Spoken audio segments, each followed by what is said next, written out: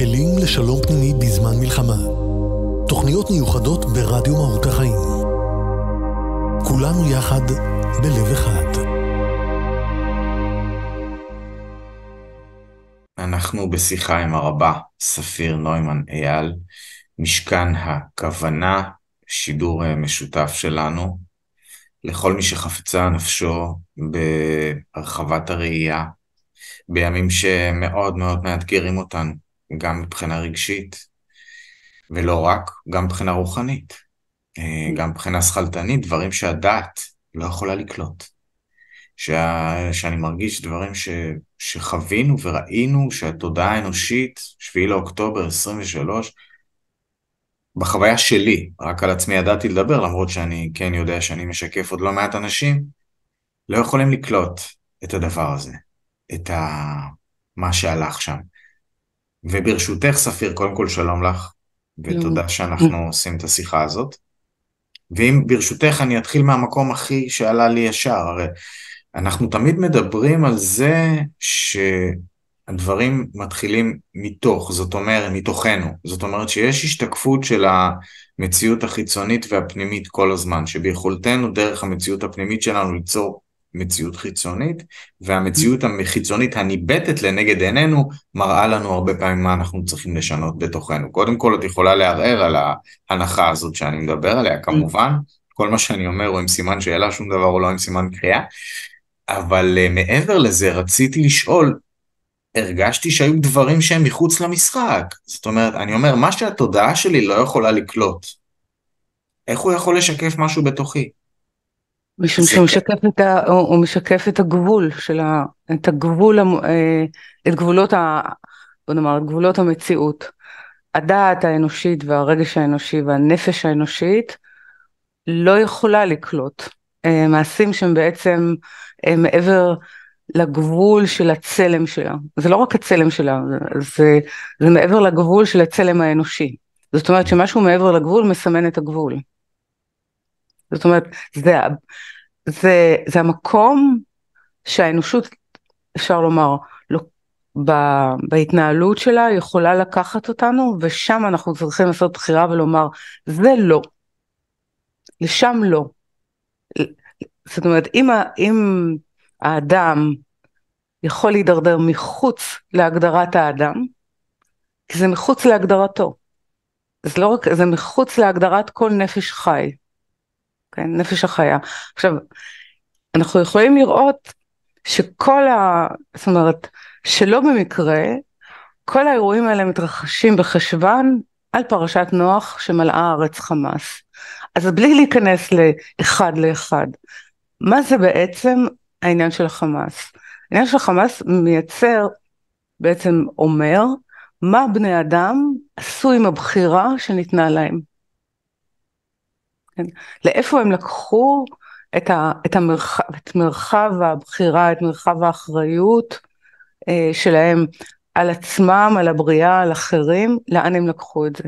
הם לקחו את זה למקום שהיה בעצם צריך למחות ולאפשר התחלה מחודשת, אוקיי? שזה אנחנו מכירים, ואז נוצר מבנה חדש, מבנה הצלה בעצם. בעצם זה שהאנושות יכולה להידרדר מעבר לגבולות של עצמה, אל האבדון, מה שנקרא, זה כבר לא, זה נמוך יותר, נוצרת איזה מין מערכת שאומרת, אם אתם רוצים לשמור את נפשכם, את נשמתכם, יש מבנה שקוראים לו תיבה. המבנה הזה הוא מבנה תודעתי. הוא מבנה שאומר, האחריות שלי, אני מכניס לתוך התיבה הזו, אנחנו תכף נדבר על איך זה מתפתח למילה ולתפילה, אבל אני מכניס לתוך המרחב הזה, קודם כל, זה מרחב שאומר שיש לי אחריות על כל צורות החיים, על פני הפלנטה הזו. לא רק על בני אדם, על החיות, על העתיד של מה שאנחנו נוכל לשקם ולבנות, של הצמחים, על האדם, ועל הקשר שלו לאלוהות. לכן, אפילו בעל שם טוב אומר שהטבע בנויה משלושה ממדים, שאיתם אנחנו צריכים להתמודד היום. העולם, שבו אנחנו אומרים, לא, זאת אומרת, אני לא נותן לאפשרות הזו, להידרדרות הזו להמשיך, אני מסוגל להילחם בה, ואני מסוגל לבחור באמת את צורה, לא רק את המשמעות של החיים, לקשור את עצמי חזרה אל התוכנית, כי זו הנחמה, התקווה והאפשרות שנותנת לי חיים, אוקיי? אז אני נכנס אל תוך המערך הזה שנקרא טבע, בתוכו אני עובר, לכן עוד לא יכול להתחיל שום שיקום לפני שאני עובר את העיבור הזה. בתוך העיבור הזה שהיא הטבע, יש את ההסכמה למשוך צורות נשכחות שלאט לאט עולות, של אחריות, של ערבות, של שיתוף, של הבנה שמה שפועל עלינו כרגע זה כוח אבולוציוני מאוד מאוד חזק שאנחנו לא מסוגלים, אין לנו כלים להפנים אותו. ומה שאנחנו מבקשים זה זמן, זה חמלה במובן הזה.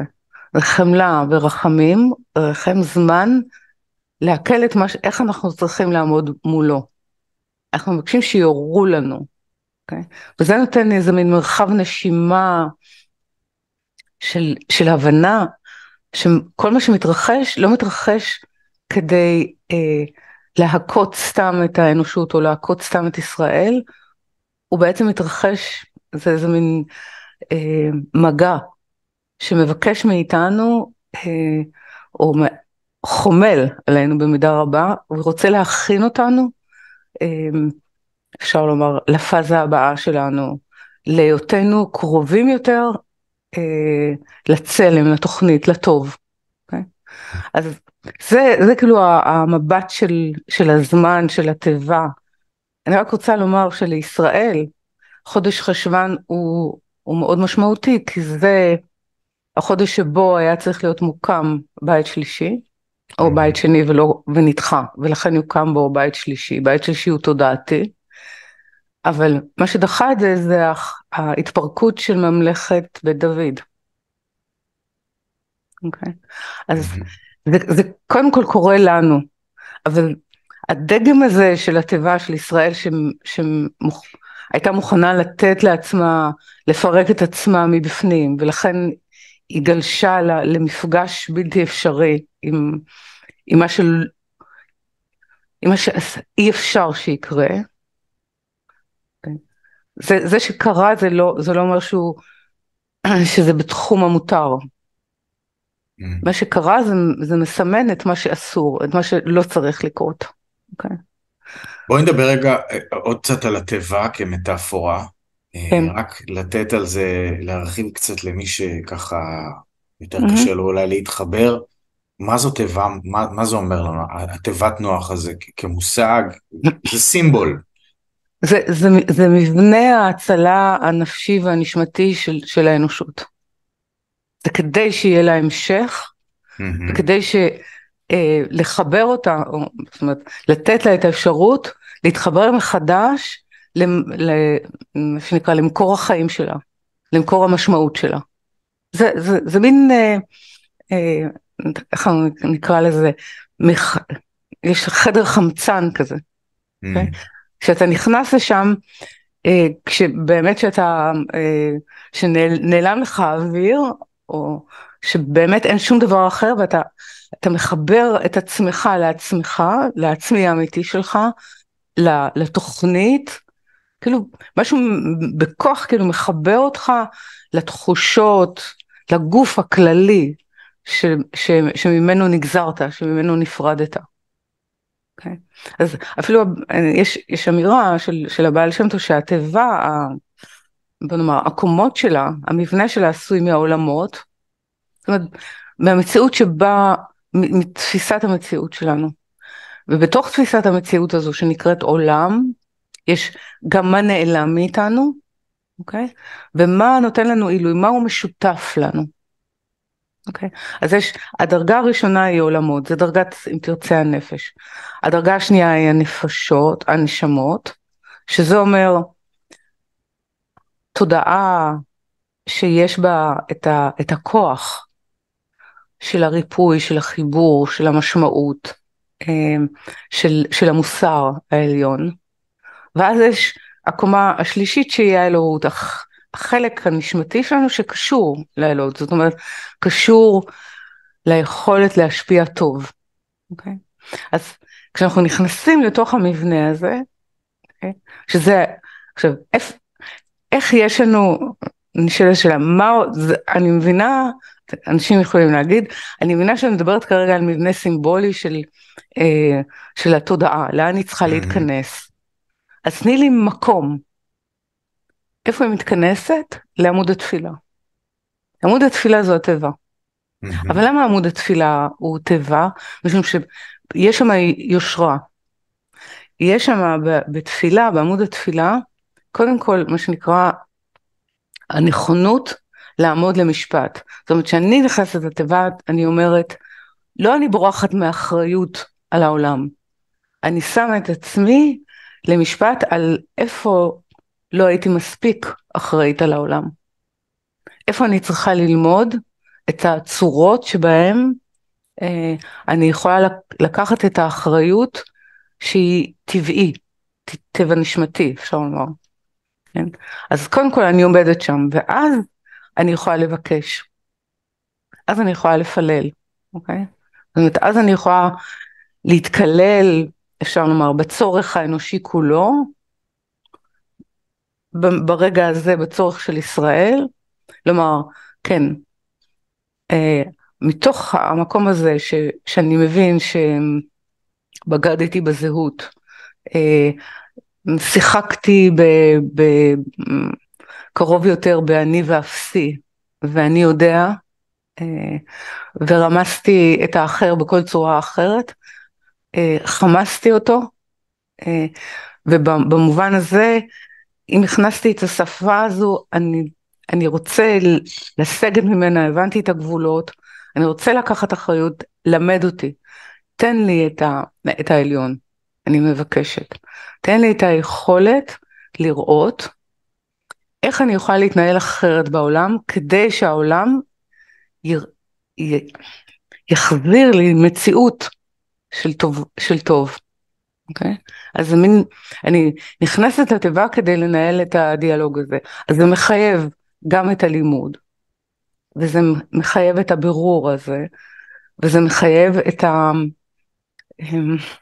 את העמדה, באמת את העמדה הפנימית שאומרת, שאנחנו מחויבים ורוצים לבחור לחבר את כל המערכות חזרה לחיים, זאת אומרת חזרה לתוכנית המקורית שלהם. והתוכנית המקורית, כמו שנאמר, זה רצונו להיטיב.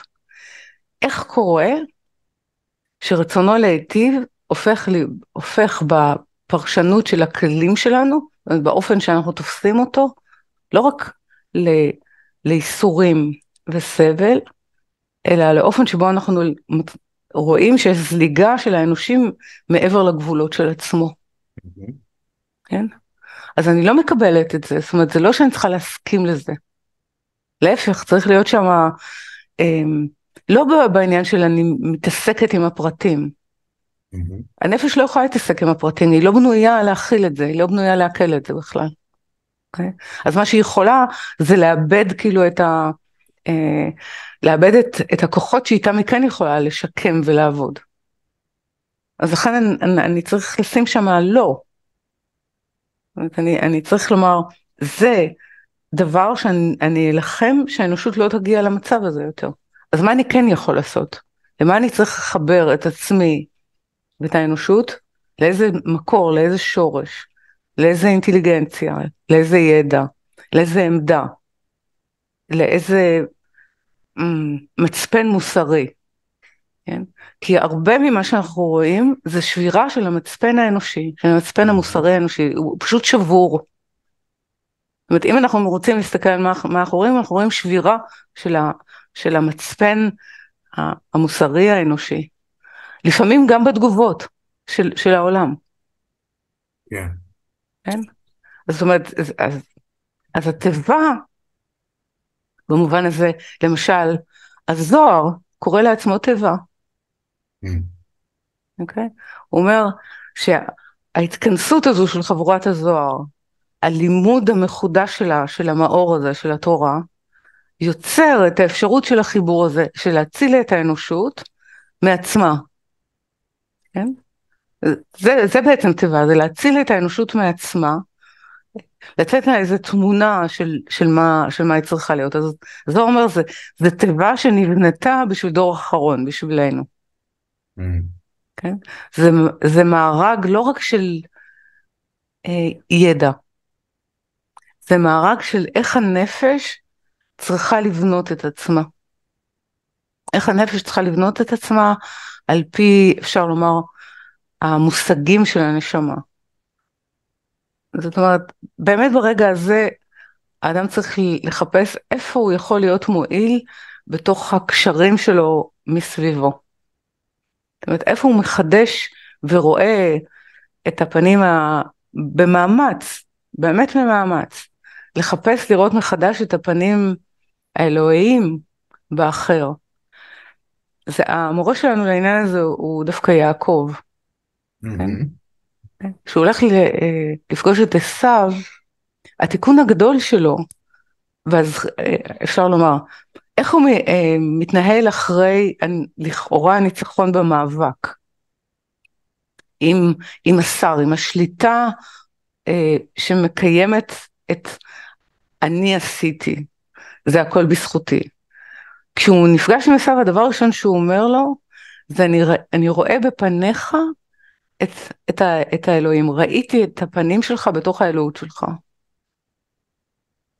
זאת אומרת, אני רואה אותך. אני רואה אותך ואני רואה את השייכות שלך לחיי. אבל עדיין יש פחד של יעקב, הוא מפחד להרוג ולהיהרג. אז הוא מכין. הוא מכין, אבל עם זה, הוא באמת, הוא נכנס לתוך הטבע הזו, לתוך התפילה. כן? הוא מכין מלחמה, דורון ותפילה. אז כאילו יש איזה זיכרון גם ביעקב שצריך להיות זיכרון בנו. איך אנחנו מתכנסים חזרה לטבע שמגדירה אותנו מחדש כבני אדם, כאחראים על הבריאה, כבעלי פנים מטיבות. אני חייב לשאול מדוע, סליחה שאני קוטע רק, מדוע קריאת ההשכמה היא צריכה להיות כל כך קשה? אני לא חושבת שהיא צריכה להיות כל כך קשה. כך קורה, כך קרה. אם כך קרה, אז זה אומר שההירדמות הייתה מאוד עמוקה. זה לא שההשכמה רוצה להיות אכזרית. זה כמה עמוק אנחנו בעצם מנותקים, או עד כמה אנחנו בקומה, אפשר לומר, שהיא יוצרת את ההרגשה של מה שנקרא, של האור המקיף, של הביטוש הזה של האור. האור לא מבטא, שהאור בעצם במשך, אפשר לומר, אלפי שנים, וגם היום, נוקש מאוד בעדינות על דלתנו. רק, כאילו, אפשר לומר, צברנו, אני חושב שצברנו את כל הכוח של כל הנקישות העדינות האלה, שלא נעננו להם, הם לא נעלמו. עד שמשהו פרץ את המחסום של התרדמת שלנו. אז זה לא למה זה צריך להיות כל כך ככה. מה בנו לא אפשר לנו להתעורר בזמן, או להיענות לקריאה של ההתעוררות, בזמן שהיא לא הייתה כל כך מבטשת. בזמן שהיא לא הצטברה כמו לחץ של, זה כמו ומישהו שואל, למה אתה מעיר אותי בכזו אכזריות כשהבית נשרף? הבית נשרף ואני חייב להעיר אותך. אוקיי? אז הבית שלנו כמעט נשרף, אז העירו אותנו. כן, רציתי לשאול גם, אנחנו באמת בעזרתך מקבלים איזושהי פרספקטיבה רוחנית מאוד רחבה. ואני חושב שהקושי של הרבה אנשים בתקופה הזאת זה לעבור את הפאזה מצדדים חושיים ורגשיים להסתכלות רוחנית. זאת אומרת, גם אנשים שתרגלו והתחברו עם זה לקבלה או לדרכים אחרות, המשבר בתוכם, התחושות גוף, אה, הפחדים, הרגשות שעולים, הכעס, הזעם, הכאב, העצב, חוסר היכולת לתפקד. זאת אומרת, כאילו אני מרגיש שאיתך אנחנו רגע צריכים לעלות מדרגה, והרבה אנשים לא מבינים איך הם יכולים לעלות את המדרגה הזאת. כי קודם כל שהם יכולים. זאת אוקיי, אומרת, זה שאנחנו אומרים לעצמנו שאנחנו לא יכולים, זה לא נכון. אוקיי.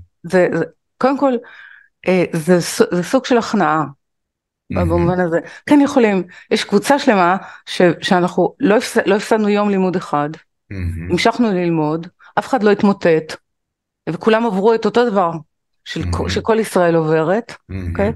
מהמם, קשיים היו לכולם, אבל אוקיי. אתה בעצם אומר, זה בדיוק הדבר שאני לא מוותר עליו. גם אם אין לי כוח, וגם אם אני מרגיש, אז אני באה למקום כי זה החדר חמצן. Okay? לא כי אני באה להימלט, אלא כי אני באה, משום ששם יש איזושהי באמת פרספקטיבה, ואני אני לא אומר אני לא יכול, כשאני אומר אני לא יכול, בעצם אני מוריד, אני לא בוחר בחיים, אני בוחר להישאר ב, בוא נאמר, באותו מקום שמאלץ אותי לשים את כל כולי באיזושהי הישרדות. ואז החלק הזה שבו אני אומר אני לא יכול, קודם כל אתה יכול. במיוחד אלה שלא ממש עברו את הטראומה קרוב לבשרם. מהמם, זאת אוקיי. אומרת, מה שנקרא רוב ישראל. רוב ישראל היום לא יכול להגיד אני לא יכול. הוא חייב לומר אני יכול בשבילם. אני חייב בשבילם. כדי שהם יוכלו לחזור לחיים, אני חייב לבחור בחיים ולהקים את כל המערכת הזו, שיהיה להם לאן לחזור. אני לא יכול להתמוטט עליהם. אוקיי? זאת אומרת, זה כאילו, זה לא להבין ערבות. זה לא להבין את האחריות של למה זה לא קרה לך. זה לא קרה לך כדי שאתה תעזור ברגע הזה. כן? שאתה בעצם תחזיק גם את עצמך וגם כלפי אחרים. אז תמצא את האופן שבו אתה מתפלל, אם אתה מוצא מרחב של התבוננות, כן? אבל באמת למה זה טבע? כי זה מצב שלא מוצא מילים. זה מצב כיוון שהוא לא מוצא מילים, אז הוא בעצם מפנה את האלם הזה כלפי עצמו. ואז אומרים, אוקיי, אז יש לנו מסורת שיש לה תיבות שאנחנו יכולים להשתמש בה עד שאנחנו נמצא את התיבות של עצמנו. אוקיי? זה הלימוד, זה התפילה, זה האופנים שבהם אני לומד איך לבקש על שמרי נפשך. אוקיי? שמרי נפשך זה לא רק בשבילי. זה מול הפחד של אותם אמהות ששלחו את הילדים שלהם ואת הבנים שלהם, את הבנות שלהם, את כל אלה שבעצם הם העצב.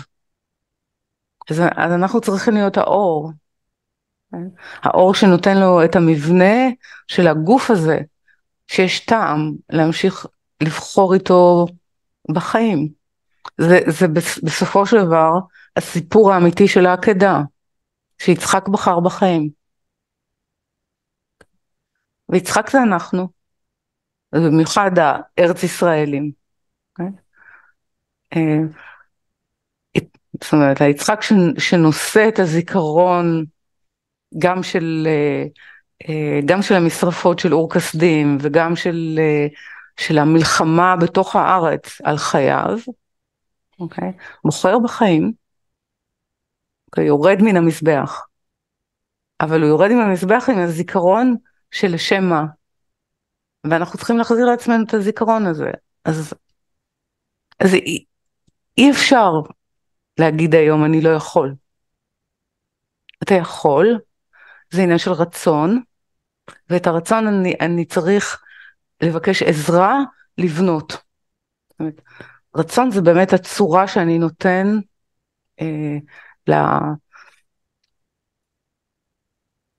למה שניתן לי, כן?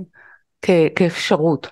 כאפשרות לבקש, כאפשרות לעזור, בכל רמה, כאפשרות להיות סמיכה למישהו, כאפשרות להיות האור שלו, כאפשרות להיות הצעד הבא שלו, שמסביר או ממשמע את כל מה שקורה. כי גם היסטורית, אי אפשר להבין לשם מה ישראל עוברים את כל מה שהם עוברים. כאילו, איך הם חוצים את הסיפור, בסיפור של עצמם, איך הם חוצים את הסיפור האנושי, ונוכחים בו כל הזמן, עד הרגע הזה. כאילו, כל הזמן יש לישראל איזה מין ממד ותפקיד של לשקף, לא, זה לא לשקף, של לחוות ולהיות איזה מין הסיפור של האנושות כולה, על הישגיה ועל המקומות שהיא סוטה מהתוכנית. יש משהו בישראל שהוא הנייר לקמוס של זה, שבו זה מופיע. אני לא רוצה להגיד משתקף, כי זה ממש מופיע במציאות. אוקיי? קבלה לא תופסת את המציאות כהשתקפות. אני רוצה לומר את זה בהבדל היא תופסת את זה כמו חוויה והתנסות, שיש להם את האמת שלהם, כדי להעביר אותנו למצב אחר. אוקיי? אז זה כמו שאנחנו יכולים לומר שסימולטור הוא לא אמיתי, אבל הוא כן אמיתי. הוא בנוי מחומרים אמיתיים, יש בתוכו הקרנה של תמונות של מצבים אפשריים, אבל הוא כשלעצמו אמיתי, זה אותו דבר כמו העולם שלנו. אוקיי? אני מקווה שאני ברורה, אם לא אז... כן, כן, אבל זה כן אומר, אפרופו כל מה שדיברת עליו עד עכשיו, שכל מה שבא אלינו, בא לפתחנו, בא לנו מבחוץ, הוא כן שיעור, או אני לא יודע איך לקרוא לזה, איך שתרצי, מקום שבו יש לנו התפתחות רוחנית דרך הדבר הזה, קשה ככל שיהיה, ועל כל המשמעויות שדיברת עליהן, גם כדי לסמן גבולות כאלה ואחרים, כדי להתעורר, אחריות משותפת, ערבות, סולידריות, אפילו ברמה, אפילו יותר סולידריות, ערבות, וערבות זה בזה. זאת אומרת, זה לא שאני יכולה לבחור, נגיד, להתייחס אל האחר, טוב או לא טוב, זה איזה מין בחירה. אם אני לא מתייחסת אליו טוב, זה כאילו אני לא מתייחסת לאיבר מאיבריי, נכון. זה לא השתקפות שלי, זה איבר מאיבריי. זה חלק ממשי שלי. מה שאני מקרינה לעצמי בתוך הסימולטור זה כאילו שזה משתקף, אבל האמת היא שמה שמקרינים בסימולטור זה לומר לנו, היי, זה חלק ממך ממש. והאויב הוא חלק ממני גם או שרק בוודאי שהוא חלק, הוא חלק מאיתנו, אבל יש, אתה יודע, זה כמו וירוס פולש, הוא חלק ממך. חלק ממך. אבל הגוף שלי רוצה להוציא אותו. נכון, אז חלק מהדברים, כן, אבל מה אנחנו לא מוציאים? אחרי שהווירוס פלש אל תוך הגוף, ואנחנו הצלחנו להתגבר עליו, מה נשאר בגוף? הזיכרון, החיסונים הוא לא, זאת אומרת שהוא חלק מאיתנו. הוא השאיר את תקוותיו. נכון, הוא נשאר בתור, איך הוא חלק ממני, כחלק מהידיעה שלי את מערכת החיסון. המערכת גם השתנתה בעקבותיו. נכון, אז איך אפשר להגיד שהוא לא חלק? אז כן, אבל יש תפקידים שונים, זאת אומרת, באמת יש תפקידים שונים. הקבלה אומרת, לא יידח ממנו נידח. כל מה שיש לו את הניצוץ אור הזה, הוא יכול לאבד אותו למישהו אחר, אבל ניצוץ האור הזה, של התודעה, שמתחילה מאנוש וגומרת בתודעה נשמתית, לא הולך לאיבוד. אז יכול להיות שחלק ממנו נשאר, הניצוץ הזה נשאר בתוך המערכת, כמו ידיעת עצמה. המערכת החיסונית שלה, המערכת שמתפתחת ויודעת את עצמה טוב יותר. עכשיו, לקחת את זה אחד לאחד, זה תמיד נורא. זה כאילו להגיד, מה שקרה עכשיו זה בגלל ככה וככה וככה, לא, אין דבר כזה.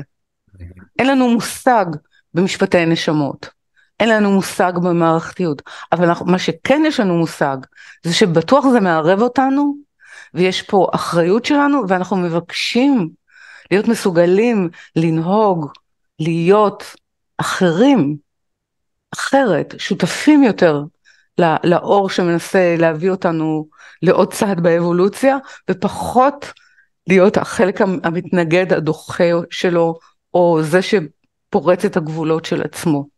זה מה שאנחנו יכולים ללמוד מתוך זה. זה העמוד שאליו אנחנו רוצים לעמוד. עמוד תפילה זה אומר איך האנושות יכולה לעמוד. גם אם לפעמים אני צריך שמישהו יחזיק אותי ככה מתחת לבתי השחי וירים אותי. בסדר, אבל אני רוצה לעמוד. אני חושב שנתת לנו תמונה ברורה של ההסתכלות כאן על עצמנו. רציתי לשאול על עוד משהו שאני חושב שמעסיק אנשים, ההיבט של המלחמה, זאת אומרת, להשיב מלחמה שערה. הומניות מול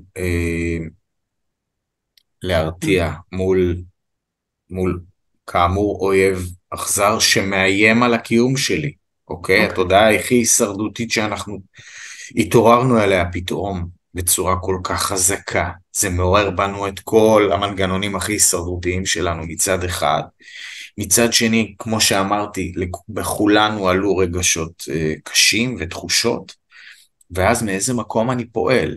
האם, הרי אני יכול לפעול ממקום שהוא מאוד מאוד רגשי, ויש בו אלמנטים של נקמה ואלימות וכו', ואנחנו, היהדות והקבלה, אנחנו מדברים על מקומות מאוד הומניים, מקומות שיש להם מצפן מוסרי חזק, כן, אבל מצפן מוסרי חזק אף פעם לא נמנע ממלחמה. אז בואי נדבר על זה. כן, כי תצא למלחמה. זאת אומרת שעמוד מוסרי אומר שיש טעם להילחם על מציאות, על ערך, על משמעות, על חיים. יש טעם להילחם. ומלחמה בעברית עניינה למה אני נדבק, למה אני מולחם. מה הופך להיות הלחם שלי? אוקיי? ממה אני ניזון? ומלחמה היא סוג של חיכוך, שמביא שני הפכים בעצם להיפגש. שני הפכים שלא רצו להיפגש אף פעם, מכריחים אותם להיפגש. אבל החיכוך הזה צריך לייצר דבר שלישי. זאת אומרת, תמיד אחרי מלחמות עולם, נולדו המצאות חדשות, נולדו אפשרויות חדשות, אוקיי? אז עכשיו, איך אני הולך למלחמה? קודם כל, אני יודעת שזה נראה כאילו, שוב, אם אנחנו לא נחזור לגאווה העצמית שזה גם כן חלק מההיבריס והחטא הישראלי של בעצם מה שנקרא, איך נגמרת פרשת נוח? היא נגמרת בזה שהאנושות מבינה את העניין שהם גוף אחד, אבל היא מתרגמת אחדות לאחידות, ויותר והיא אומרת, אני עונה לך לשאלה, בוא ניצור יתרון טכנולוגי, נלבנה לבנים, יתרון טכנולוגי כזה, שאנחנו נוכל לשלוט על המציאות. זה מה שישראל עשתה, בוא ניצור כזה יתרון טכנולוגי, וככה אנחנו שולטים לכאורה על המציאות, אלא שלא, כן? אי אפשר לעשות את זה, אז עכשיו אני חוזרת חזרה. Okay.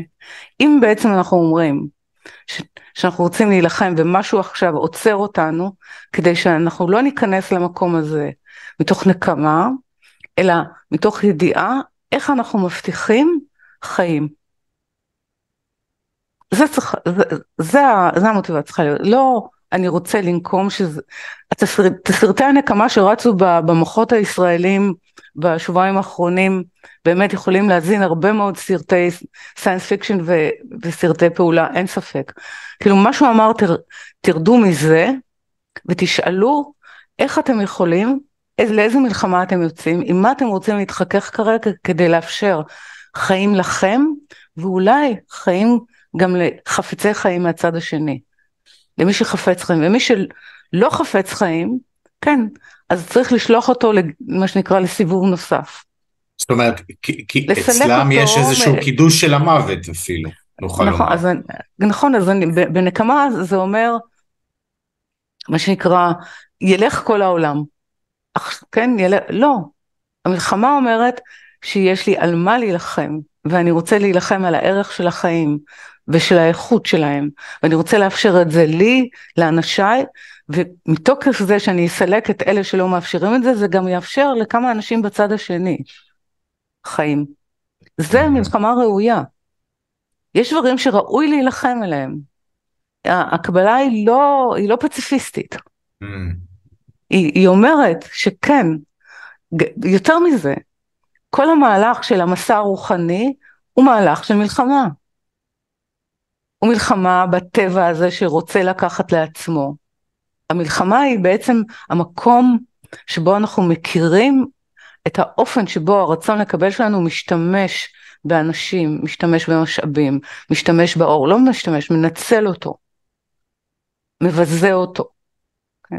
אז מלחמה מזכירה לנו בעצם שאנחנו רוצים להגיע לטבע אחר, לשימוש אחר בעצמנו.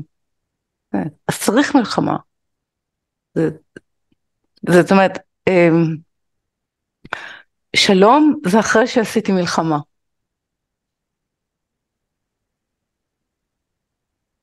אוקיי? שלום זה אחרי שעשיתי מלחמה, כי ביררתי את הערכים שאני רוצה לחבר. כן? לחבר יחד.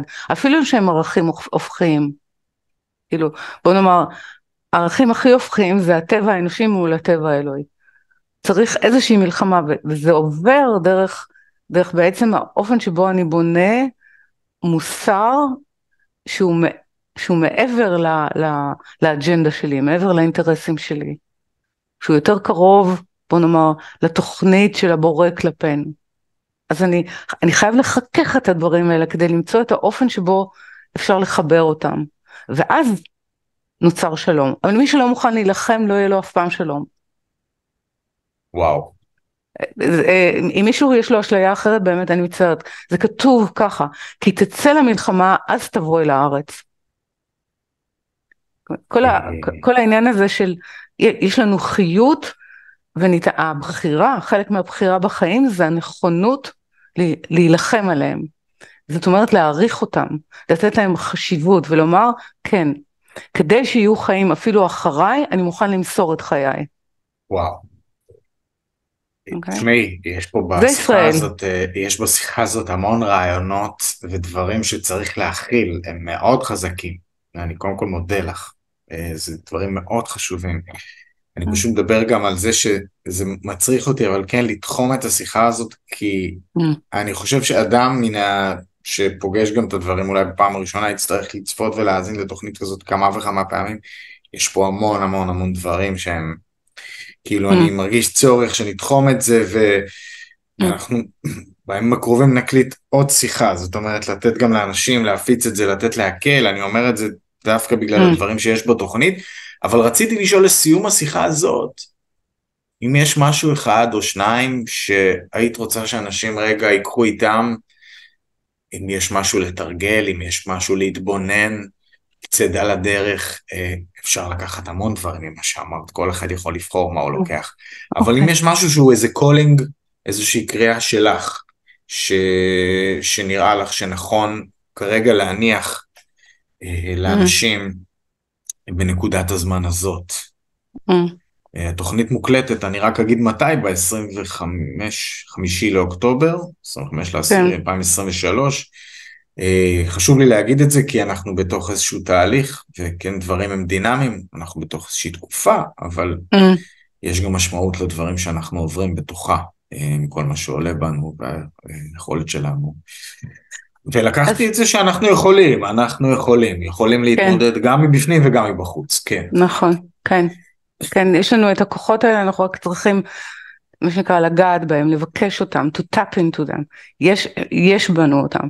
כי כוח אז בך, יש בך כנפי רוח, אמר הרב. כן, נכון? כן, יש בנו, בדיוק. יש בנו כנפי רוח, אז אני מוצאת נכון שאם אנשים, אם הם רוצים בעיניים פקוחות או בעיניים עצומות, זה לא אכפת לי, אני רוצה שהם יקשיבו, באיזה מין עמדה של הפקדה, בעמדה של מסירה, לא לעצמנו, אלא למשותף בינינו. אם הם לא מבינים את הביטוי שכינה, אז לענן המשותף שלנו, לענן התודעתי המשותף שלנו, אוקיי? אני רוצה להקריא תפילה של הרמח"ל. מעולה. קצרה. מעולה. שזה ככה ייתן... רק תספרי לנו בשתי מילים מי זה הרמח"ל, מי שלא יודע. אוקיי, הרמח"ל הוא מקובל, רבי משה מלוצטו, משה חיים מלוצטו, הוא מקובל שהבעל הסולם מאוד, מאוד אהב את כתביו, הוא נאבק כל חייו על שיקבלו את צורת החשיבה שלו, המקובלת של הארי. הוא קם מהרבה מאוד מקומות, ברח לאיטליה, מאיטליה עלה לארץ, הוא לא הצליח לחיות בארץ יותר משנתיים בעכו, ונפטר, אבל כתביו נשארו, הוא מאוד מאוד קרוב לרוח הלימוד של בעל הסולם, של הארי, של הזוהר, הוא ייסד הרבה מאוד דברים, ואחד הדברים היפים שהוא כתב זה תקתו תפילות, זאת אומרת, כאילו איזה מין פתיחה של תפילות משה ואתחנן על ישראל. אז אחת מהם אני מקריאה כרגע, שהיא נקראת תפילת מטר, כן? תפילת מטר זה גם הזמן שלנו, אנחנו עכשיו מבקשים על הגשמים, כן? מבקשים שהאור בעצם יוכל להתפשט באופן כזה שאנחנו נוכל להבין אותו, לתפוס אותו. אז תפילת מטר של הרמח"ל, שהיא כולה ניסיון למסור את כל מה שיש בכוחנו, כל מה שניתן לנו, לאיזה מין חופה כללית של הגנה, של משמעות, כן? ושל כוח. אל אחד יחיד ומיוחד, הרי אנו עניים ואביונים, בעבור השערים של האור העליון שננעלו עלינו, ואין אנו יודעים דרכי הסודות העליונים ללכת בהם לפניך באורח ישר כראוי. ונאמר בנו, העניות והדלות לא הניחה מידה טובה לישראל. ריבון כל העולמים, מה נעשה? ואין אנו יודעים מה לעשות. ואתה מחלץ אני בעוניו. הרי אנו שופכים ליבנו לפניך, ואתה בתוך תיבתנו תסדר תיקונים שלנו כראוי. שכן נאמר בדברי קודשך, זה אני קרא וההוויה שמע. אתה תהיה שומע מתוך הקריאה שלנו מה צריך לתקן אותנו. ומתוך צרה שלנו נמצא תשועה, שכתוב, ועת צרה היא ליעקב, וממנה יבשע. וכן נאמר, ומכל צרותיו הושיעו. אחד, יחיד ומיוחד, בייחודך אנו בוטחים ומקווים לעמיתך. עננו בייחודך, אל מלך נאמן. לא נבוש, כי בטחנו בך. לישועתך, שהתגלותך.